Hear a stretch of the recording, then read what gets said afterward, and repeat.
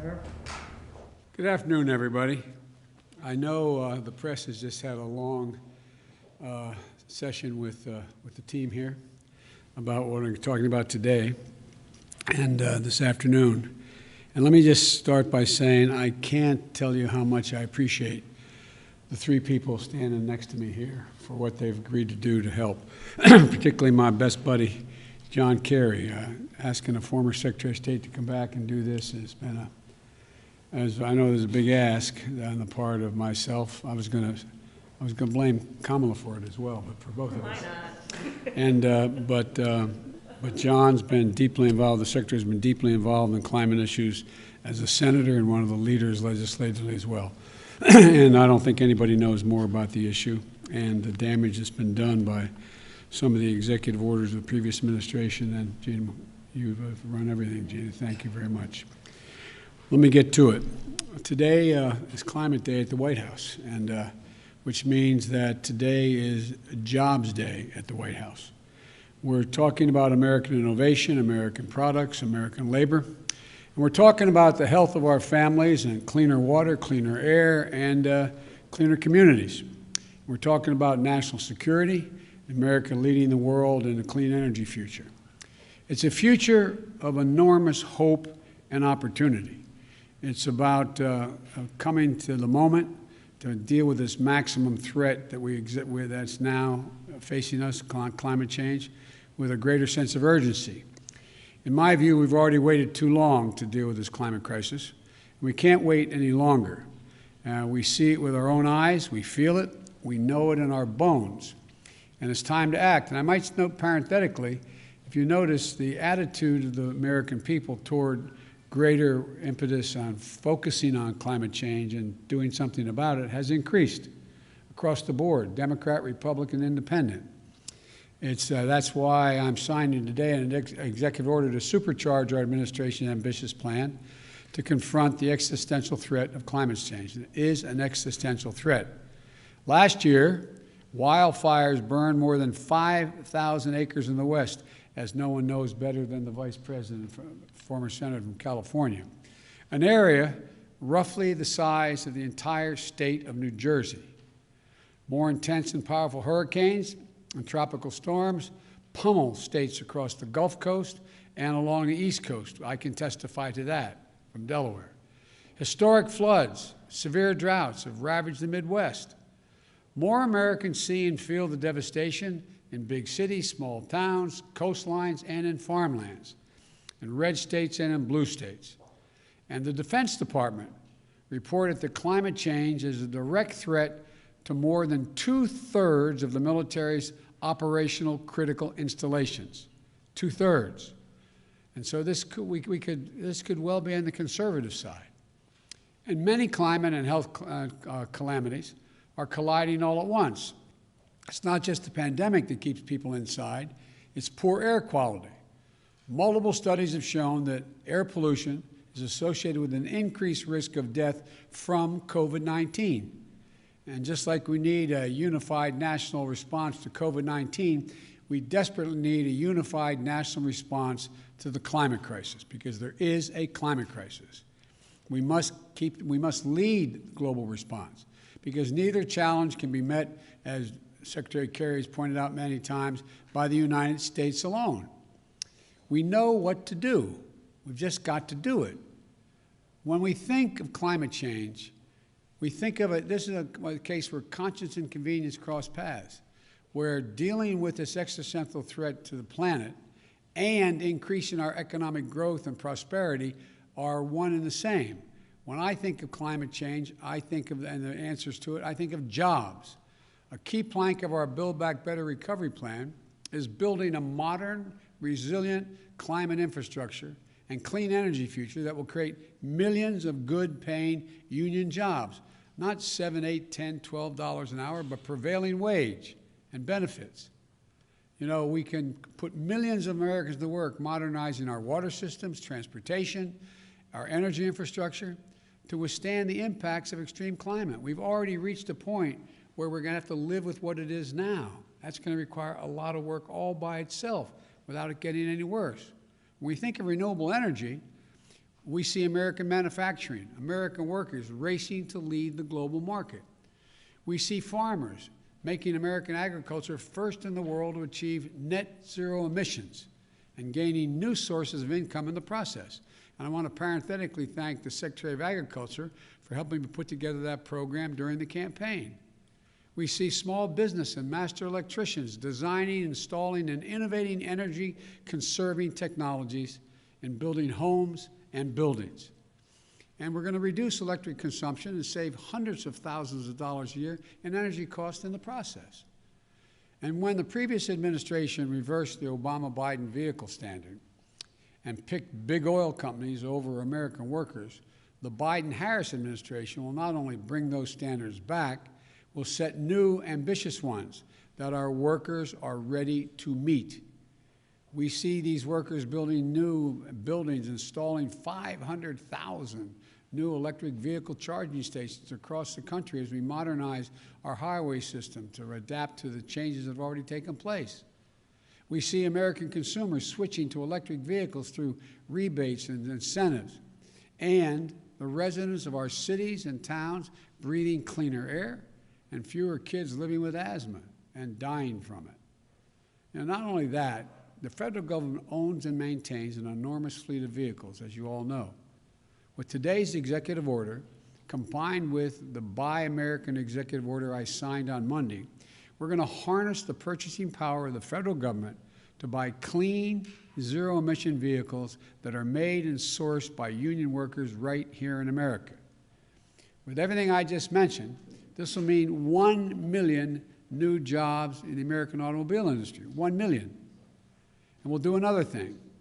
We'll take steps towards my goal of achieving 100% carbon pollution-free electric sector by 2035, transforming the American electric sector to produce power without carbon pollution will be a tremendous spur to job creation and economic competitiveness in the 21st century, not to mention the benefits to our health and to our environment. Already, 84% of all new electric capacity planned to come onto the electric grid this year is clean energy. Clean energy. Why? Because it's affordable, because it's clean, because in many cases it's cheaper, and it's where we're keeping up. They're keeping up. We're going to need scientists and national labs, land-grant universities, historical black colleges and universities to innovate the technologies needed to generate, store, and transmit clean electricity across distances, and battery technology and a whole range of other things. We need engineers to design them and workers to manufacture them. We need iron workers and welders to install them. Technologies they invent, design, and build will ultimately become cheaper than any other kind of energy, helping us dramatically expand our economy and create more jobs with a cleaner environment. And we'll become the world's largest exporter of those technologies, creating even more jobs. You know, we're also going to build 1.5 million new energy-efficient homes and public housing units that are going to benefit communities 3 times over. 1, by alleviating the affordable housing crisis. 2, by increasing energy efficiency. And 3, by reducing the racial wealth gap linked to home ownership. We're also going to create more than 250,000 jobs to do things like plug the millions of abandoned oil and gas wells that pose an ongoing threat to the health and safety of our communities. They're abandoned wells. They're open now. And we're going to put people to work. They're not going to lose jobs in these areas. They're going to create jobs. They're going to get prevailing wage to cap those over 1 million wells. These aren't pie-in-the-sky dreams. These are concrete, actionable solutions. And we know how to do this. The Obama-Biden administration reduced the auto industry, rescued the auto industry, and helped them retool. We need solar energy, cost competitive with traditional energy, weatherizing more, we made it cost competitive, weatherizing more than 1 million homes. The Recovery Act of our the Democratic administration, made record clean energy investments, $90 billion. The president asked me to make sure how that money was spent. on everything from smart grid systems to clean energy manufacturing. Now, the Biden-Harris administration is going to do it again and go beyond. The executive order I'll be signing establishes a White House Office of Domestic Climate Policy, and it'll be led by one of America's most distinguished climate leaders, former EPA Director Gina McCarthy. As the head of the new office and my National Climate Advisor, Gina will chair the National Climate Task Force, made up of many members of our cabinet, to deliver a whole-of-government approach to the climate crisis. It's not time for small measures. We need to be bold. So let me be clear. That includes helping revitalize the economies of coal, oil, and gas and power plant communities. We have to start by creating new good-paying jobs, capping those abandoned wells, reclaiming mines, turning old brownfield sites into new hubs of economic growth, creating new good-paying jobs in those communities where those workers live, because they help build this country. We're never going to forget the men and women who dug the coal and built the nation. We're going to do right by them, make sure they have opportunities to keep building the nation in their own communities and getting paid well for it. While the whole-of-government approach is necessary, though, it's not sufficient. We're going to work with mayors and governors and tribal leaders and business leaders who are stepping up, and the young people organizing and leading the way. My message to those young people is you have the full capacity and power of the federal government. Your government is going to work with you. Now, today's executive order also directs the Secretary of the Interior to stop issuing new oil and gas leases on public lands and in offshore waters wherever possible. We're going to review and reset the oil and gas leasing program. Like the previous administration, we'll start to properly manage, unlike it, we're going to start to properly manage lands and waterways in ways that allow us to protect, preserve them, the full value that they provide for us for future generations. Let me be clear, and I know this always comes up. We're not going to ban fracking. We'll protect jobs and grow jobs, including through stronger standards like controls from methane leaks and union workers willing to install the changes. Unlike previous administrations, I don't think the federal government should give handouts to big oil to the tune of $40 billion in fossil fuel subsidies. And I'm going to be going to the Congress asking them to eliminate those subsidies. We're going to take money and invest it in clean energy jobs in America. Millions of jobs in wind, solar, and carbon capture. In fact, today's action is going to help us increase renewable energy production from offshore wind and meet our obligation to be good stewards of our public lands. It establishes a new, modern-day civilian climate corps that I called for when I was campaigning to heal our public lands and make us less vulnerable to wildfires and floods. Look, this executive order I'm signing today also makes it official that climate change will be at the center of our national security and foreign policy. As Secretary Kerry, as our special presidential envoy for climate, with him, the world knows how serious I am about by appointing one of America's most distinguished statesmen and one of my closest friends speaking for America on one of the most pressing threats of our time. John was instrumental in negotiating the Paris Climate Agreement that we rejoined, this administration rejoined on day one, as I promised. And today's executive order will help strengthen that commitment by working with other nations to support the most vulnerable to the impact of climate change and to increase our collective resilience. That includes a summit of world leaders that I'll convene to address this climate crisis on Earth Day this year, in order to establish a new effort to integrate the security implications of climate change as part of our national security and risk assessment and analysis will also be included. With this executive order, environmental justice will be at the center of all we do, addressing the disproportionate health and environmental and economic impacts on communities of color, so-called fence line communities, especially those communities, brown, black, Native American, poor whites. It's hard, the hard-hit areas like Cancer Alley in Louisiana, or the Route 9 corridor in the state of Delaware. That's why we're going to work to make sure that they receive 40% of the benefits of key federal investments in clean energy, clean water, and wastewater infrastructure. Lifting up these communities makes us all stronger as a nation and increases the health of everybody. Finally, as with our fight against COVID-19, we will listen to the science and protect the integrity of our federal response to the climate crisis. Earlier this month, I nominated Dr. Eric Lander, a brilliant scientist who is here today to be the director of the Office of Science and Technology.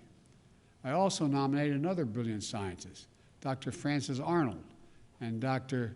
Maria Zuber, to co-chair the President's Council of Advisors on Science and Technology, so-called PCAST, that President Eisenhower started 6 weeks after the launch of Sputnik. It's a team of America's top scientists charged with asking the most American of questions: what next? What's the next big breakthrough? And then helping us make the impossible possible.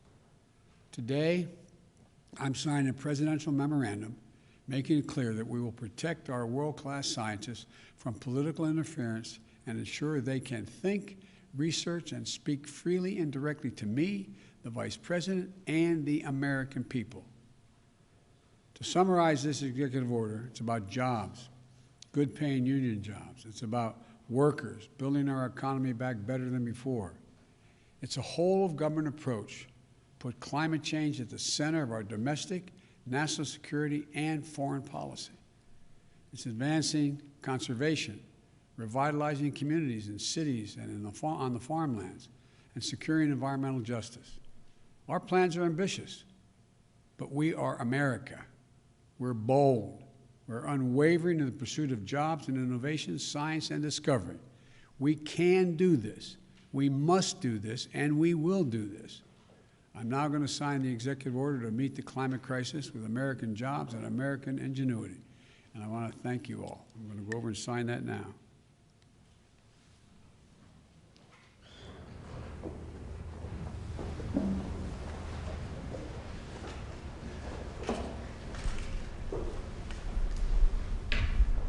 Use the right pen, sir.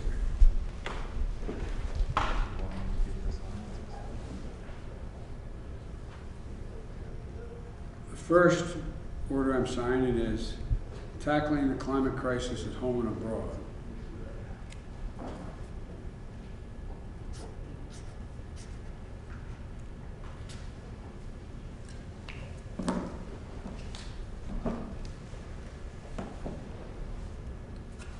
This next one, restoring trust in government through science and integrity and evidence-based policymaking.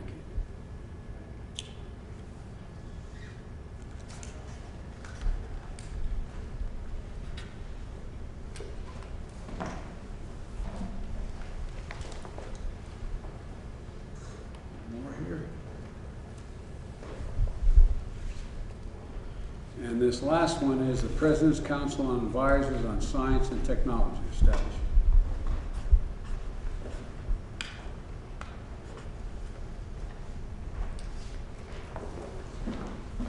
I thank you all for your time. Sir, what sacrifices are you asking Americans to make? Thank you. Mr. President, will you declare national emergency on climate change, you guys? Sir, after your call,